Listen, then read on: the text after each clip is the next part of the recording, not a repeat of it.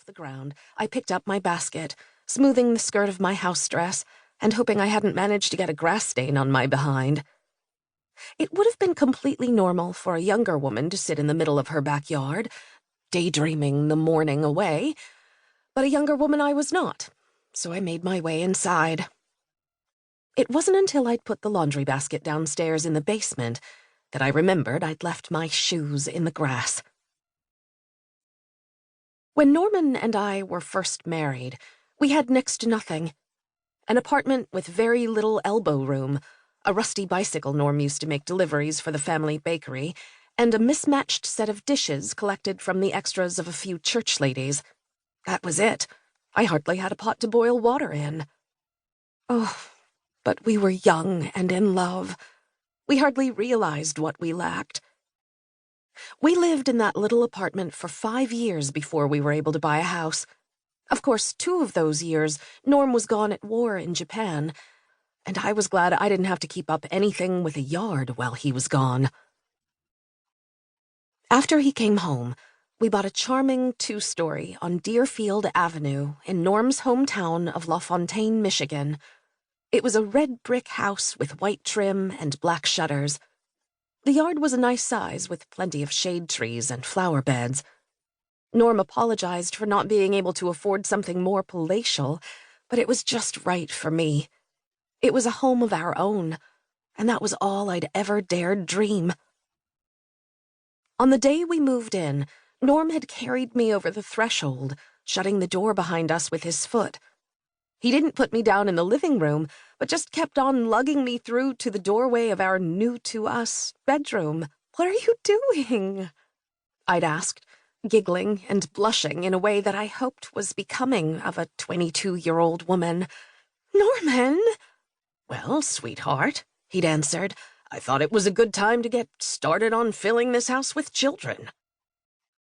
The rest of that memory was best left between my husband and me. I'd always been prone to blushing. Unfortunately, flushed cheeks on a 40-year-old woman wasn't as becoming, and a signal of a different kind of change on the horizon. As sweet as that first day in our home had been, and most of the 18 years after, there were a few bitter times. From where I stood at my pink porcelain sink, doing up a few dishes, I could see where Norman might have built a playhouse or put up a swing set. I blinked away my imagination and drained the water from the sink before drying my hands. It was a bad habit of mine, pining away after what could never be. "Now, Betty," I said to myself, "carry on."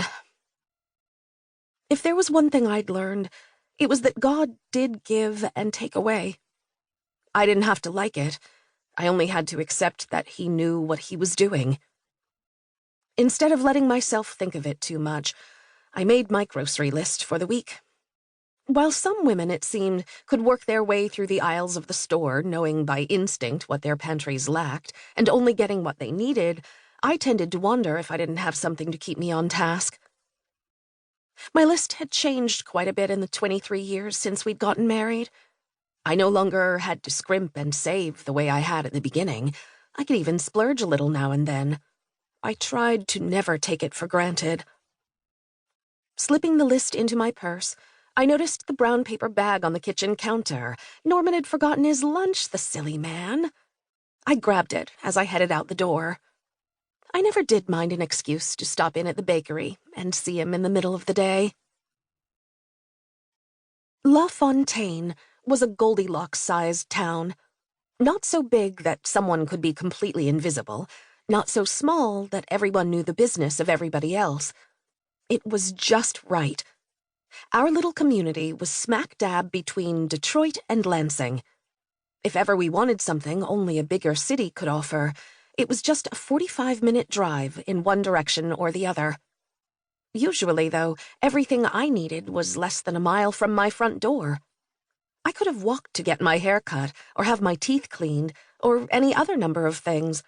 Of course, I usually drove to save myself a little time.